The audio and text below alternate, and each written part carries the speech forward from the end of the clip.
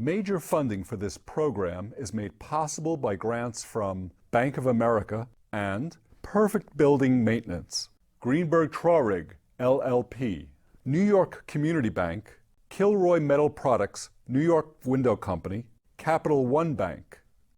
Additional funding for this program is made possible by grants from Akron Gold Brothers, LLC, Briarwood Organization, C.B. Richard Ellis, Cushman & Wakefield, First American Title Insurance Company of New York, F.J. Siami, Friedman LLP, Gemini Real Estate Advisors, Hal Fettner Durst Fettner Residential, James D. Kuhn Real Estate Institute at Syracuse University, James Orphanides, Madison Realty Capital, Meridian Capital Group, M&T Bank, Massey Knackle Realty Services, Muss Development, Newmark Knight Frank, Sterling & Sterling, Stonehenge Partners, the Moynihan Group, Urban American, W Financial Mortgage Fund.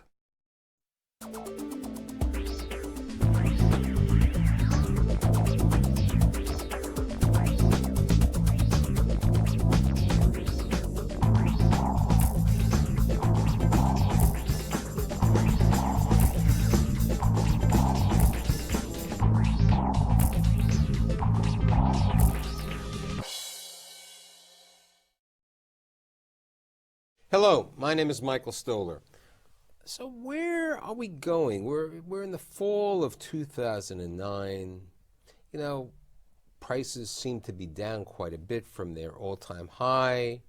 Investment sales and commercial properties seem down. Residential seems down. The world seems down, but I think I have four optimists, perhaps today, who are going to tell us their view on where the market is, the office, the residential, the investment sales. My guests today include Norman Sterner, managing member, principal, co-founder of Murray Hill Properties; Hal Fettner, president and CEO of Durst Fettner Residential; Ophir Denny, managing partner and co-founder of Stonehenge Partners; and last but not least, Paul Massey, CEO of Massey Knackle Realty Services.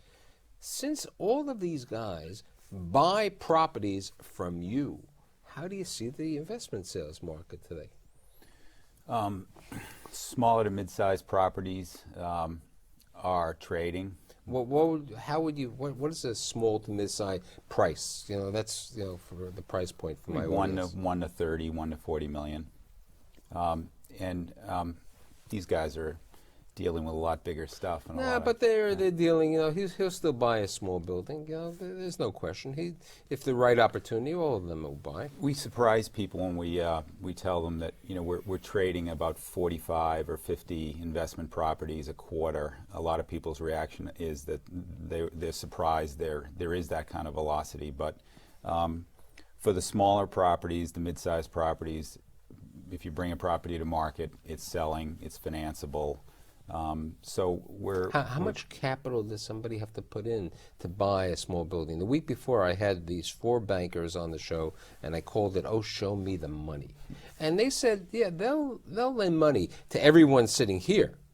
But they said, the new kid on the block, the not established family, the construction loan, you know, they weren't that positive on that. I mean, they want more skin in the game, is what I would say. Yeah, well, that's definitely the case. I think loan-to-values for most properties have shifted from the 70% range conservatively down. You know what was interesting? One lender agreed with me. He said, forget loan-to-value. What's the debt coverage? Because nobody knows what the value is. I mean, Norman, you and I go back many years. You know, values always go up. I remember my friend Sterner saying, everything goes up, nothing goes down. What happened to some of those buildings that we have seen, you know, including something that you may have bought at 2 Park Avenue, or 1 Park Avenue, or at 1250 Broadway? I mean, you know, do you think you could sell them for the price you bought them? No. So what? Everything goes up, you told me. I We're remember. not talking about values. Can't sell them because there's no financing. I heard last week on my show that there was financing. There's financing probably up to $80 or $90 million. There is no financing above that. In probably 50 cities across America, the average commercial office building is probably $50, $60 million. You get a $30 million mortgage at 50% loan to values, absolutely doable. Here, that's an apartment. Here, the average building on an avenue, Midtown, 150, 250 million. I don't know anybody that's writing at any loan to values $100, $200 million mortgages. And therein lies the problem of where the future goes. So it's not so much a matter that values have gone down. Nothing's traded. So you can't tell me that 1250, what was the other one that you were? 1250 and One park. One park. Aha, thank you. You can't tell me that one park or 1250 has gone down since Two Park hasn't traded, which is a comparable building across the street, and nothing has traded in the 30 blocks where 1250 is. But I think what you're saying is a fact. Nothing is trading. Therefore, you have a right to say values have gone down. Nothing is trading because the credit market's frozen, not the economic market. The stock market's still going up. If you look at the REITs, they're starting to go up without any change. But you can't say that value did not go down. I mean, clearly, if you look at every transaction that happened this year, if you're talking about 1514 Broadway or Worldwide Plaza or any other transaction in the office building, what was $1,000 a square foot is traded somewhere between $300 to $500 a square foot. So there are trades, and if somebody wanted to sell today, that's what they will be able to get. At 300, at 400, people will buy even without financing. So people are more concerned at the price per square foot, and clearly people are looking at it at rents that decline. The fact it's rent declined in the office building and in the residential business. So values decline. You know, you bring this up on the residential business. I was in a bar the other night with one of my colleagues, and I don't know, there was a screen, a TV, and I saw ads like one after another for Stonehenge Partners. On the TVs. On the TV. Absolutely. I had not seen you ever advertising. I mean, it was like one after, and then free health club program, special this month. I mean, this was never my friend Ophir or Denny. I mean, what happened? First of all, we are trying to be a cutting edge and to use the technology today and to promote our company and the portfolio that we have. You have to ask yourself, who are our tenants? Our tenants are the guys that are graduate from college. If they are coming from Wharton or from Harvard or from Yale or Wisconsin I was in or a crappy Michigan. Irish pub. It wasn't, you know. No, but they still go to a crappy Irish pub. They still drink. So we are utilizing today the internet. We are using the TVs. We are using Google. We are using the internet. We are using Stonehenge on campus. Today you will see us, Stonehenge on campus in Michigan. We create parties to the students, to the seniors, and we are really everywhere where we can be to promote our units. So, because these are our audience, we realize that our audience is from 22 to 40 years old. So if we can get them while they are drinking... So wait, none of us could be in the show, go in the Stonehenge building, you're saying? In essence, Norman lives in New Jersey. My friend Paul lives in New Jersey. And it's a matter of Manhattan is for a certain group. So I gave you the marketing, but how much are residential rents down? It depends on the locations, because if you know very well our portfolio that goes from Greenwich Village to Chelsea to the Upper West Side, Upper East Side, Midtown. In Greenwich Village, our rents are maybe 5% down. Our occupancy is 100%. Most of our residential buildings today are between 98 to 100%.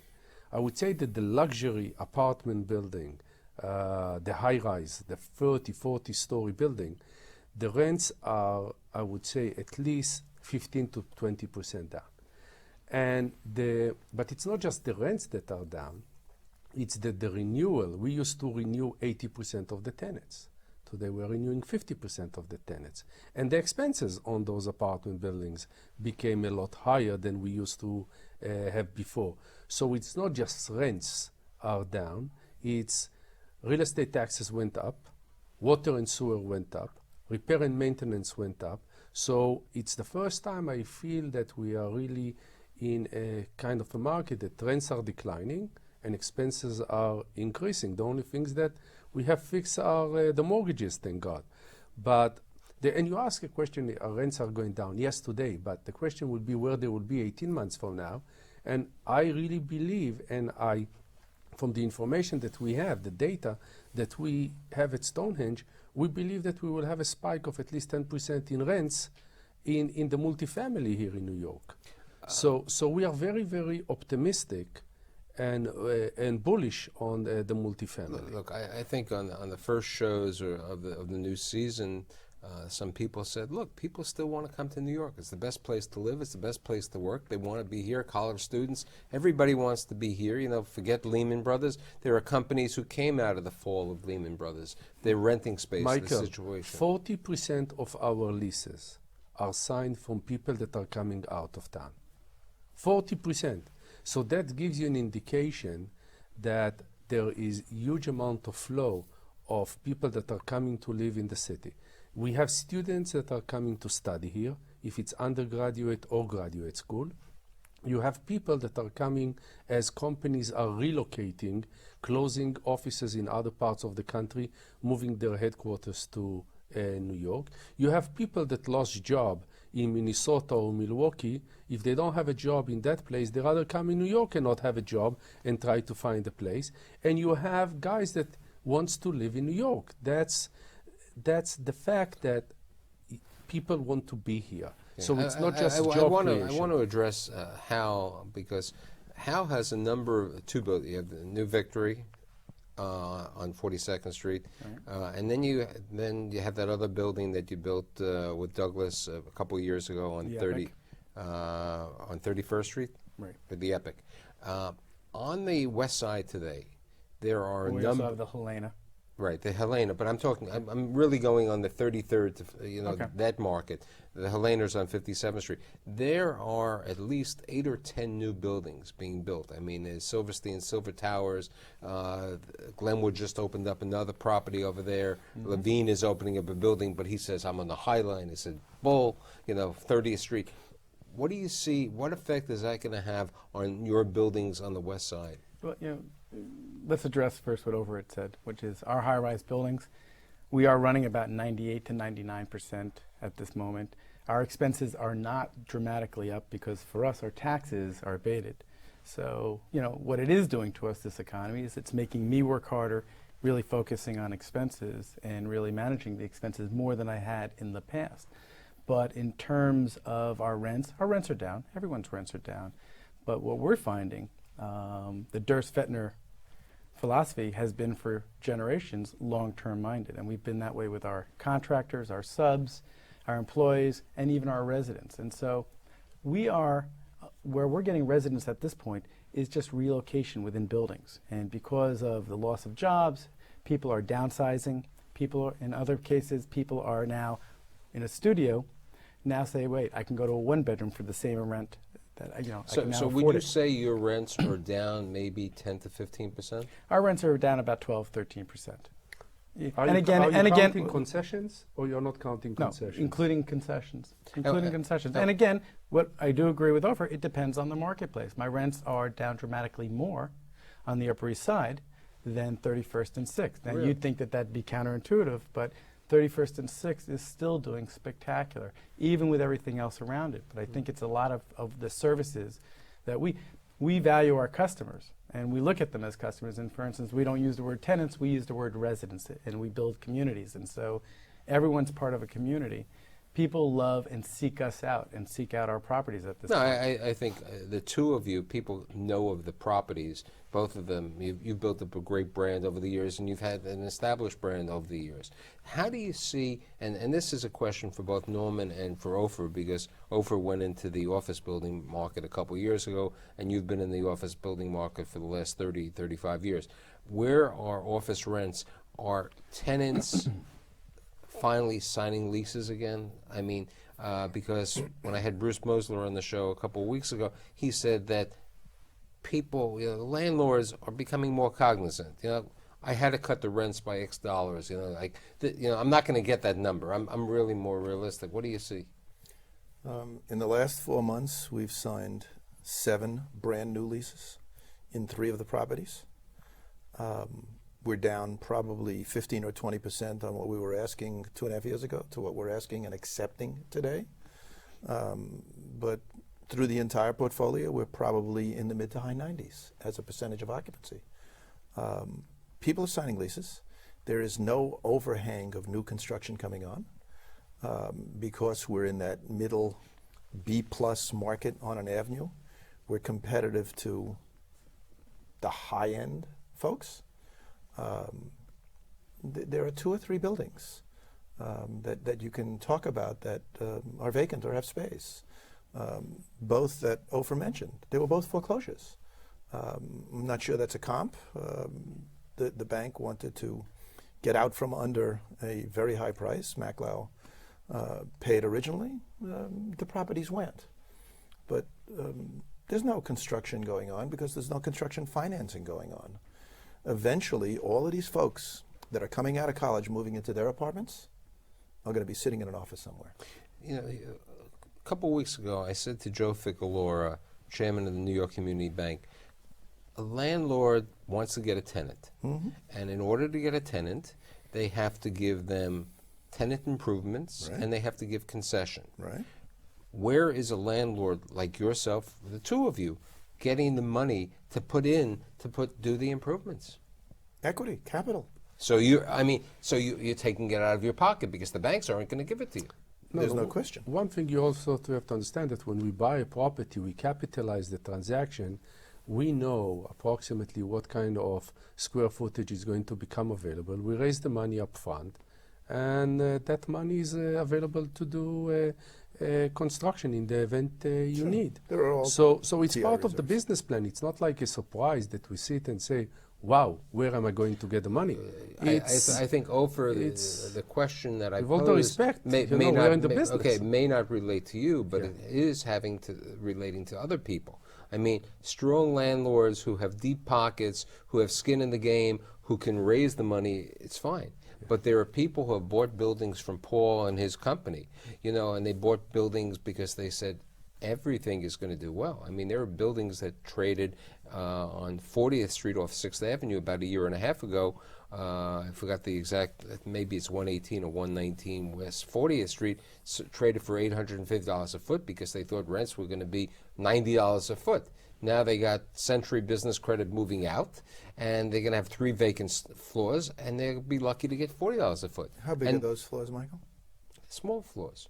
That's my point. I mean, you're looking at a 500 million square foot market. Yeah, but I'm talking about B and C buildings, Norman. I'm talking about. But Michael, there is definitely will be owners that will not have the capital, that the bank will not give them the money, and you will have some foreclosures. But I think that most of the situation, landlords are very well capitalized. Look who you have. If you have Vornado, they have 22 million square feet. You have Essel Green, they have 22 million. 28 million. So already you're talking about 50 million square feet. You have Norman that has 5 million. I mean, thank you for the plug.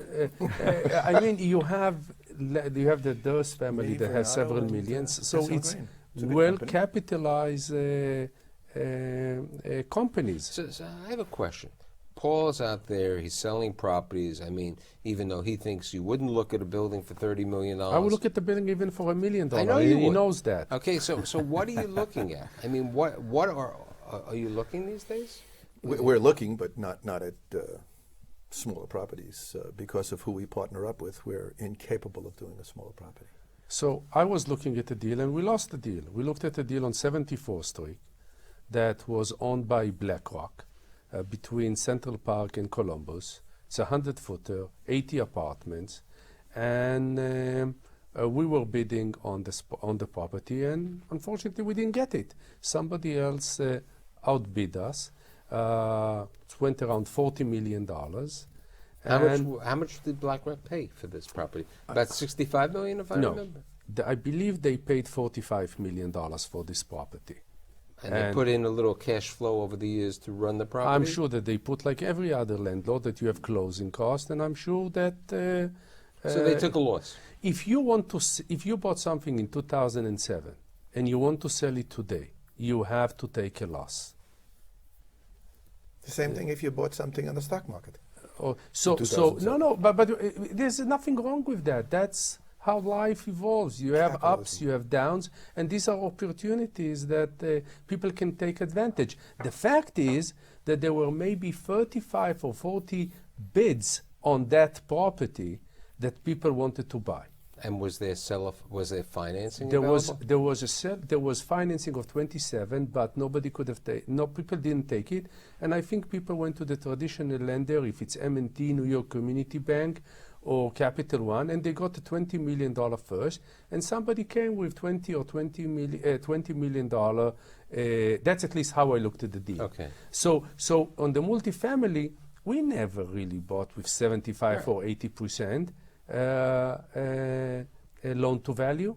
We bought 65 loan to value. That's the way we bought, and that's the way we buy now. So what are you seeing these days? Well, I want to find out who his banker is, because we're not seeing that 60 to 65%. We're seeing, we're not seeing that right now. We're seeing. I have few bankers, but I think that you should call Ralph Herzka from Meridian. He gave us the loan, and there is Jim Carpenter from New York Community Bank. I mean, that's the fact that, and you know that we did the financing on the REITs that we completed. So there are deals being done, and we are talking about rates of 5.5% interest rate. I saw your show last week and three of the bankers are bankers at the Fettner family and the Durst family bank with. And so, I mean, and we've got a project right this moment that we're coming out of the ground with. And they're all looking at 50%. But you're comparing apples to oranges. I'm talking about income-producing property. You're talking about a development that you are going to take a risk that in 2 years or 3 years that you will lease it. And in a market where rents are going down, you have to be lucky that you're getting financing because of your brand name. But honestly, there is no reason to build today a multifamily in New York. If rents are declining, banks should not give you any financing. Yeah, I actually totally disagree with that. It's because okay.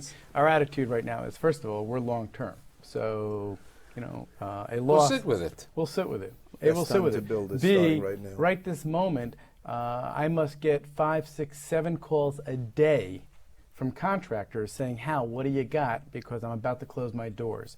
And so we're right this moment buying out the subs for one of the 2 projects on 102nd Street, and we're buying it already. We're already ahead of our schedule in terms of our construction budget because people are just saying, I need work. But that relates to a question. You will be able to get $1,500. I'm not sure you really believe that you shouldn't be building housing right now. If you think about, you have to caveat it and say selectively in the right submarkets and for the right audience. That's correct. If it's on Park Avenue, I will build. But if I need to build on 30th and to try to get $75 to $80 a square foot rents, I wouldn't build. The fact that he's not building on Fifth Avenue a rental project, he's building a condo. No, isn't that I've got 2 projects. I've got a rental and a condo project. But Gentlemen, you're missing 2 things, and one of your guests next time ought to be somebody from the Census Bureau.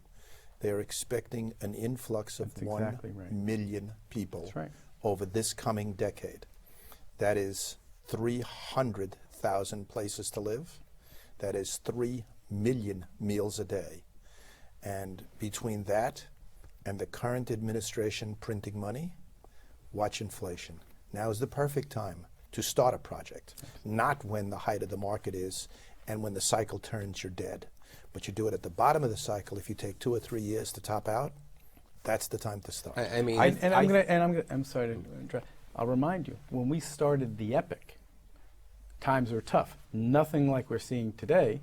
But when we started construction with the Epic, we were almost in a very similar climate. Very similar. Where contractors were calling us. We bought our job. Everyone expected us to buy it out at a certain price. We bought it almost 20% below our budget.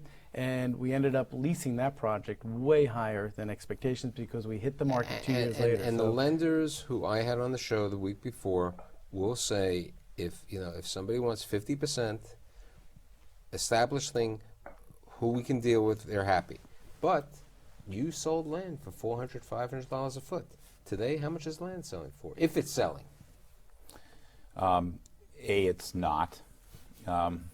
But we're underwriting things to rental buildings. Right. That's That's the only way. I mean, land isn't selling. There aren't that many sales. The office sales, we know, the only ones have been with seller financing. Assumable Foreclosures. Foreclosures. But there is no land to build a commercial office building in the central business district. I mean, that's the beauty of Manhattan. We're constricted by the rivers. I have sat through 5 major episodes. Nothing like this, because this is a strange one. This is a credit freeze, not an economic freeze. And I've sat through 5 of them from 1971, and I've heard all of the people like yourself say, "Oh, it's over." I didn't say it's over. I'm making. What do you put? I'm positive, becoming positive. You're positive? the two interesting things about this market are the lack of office overhang that Norman mentioned, but also I think people don't look at the big housing picture. You've got 3 million units, 2 million of those are rental buildings.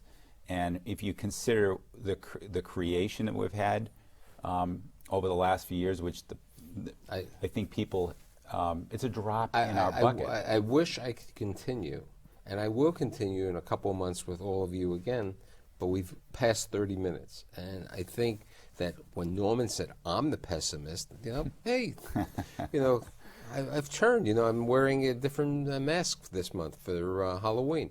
But I really would like to thank Norman Sterner, Hal Fettner, hope your leg gets better, Ophir Denny, and Paul Massey. See you next week.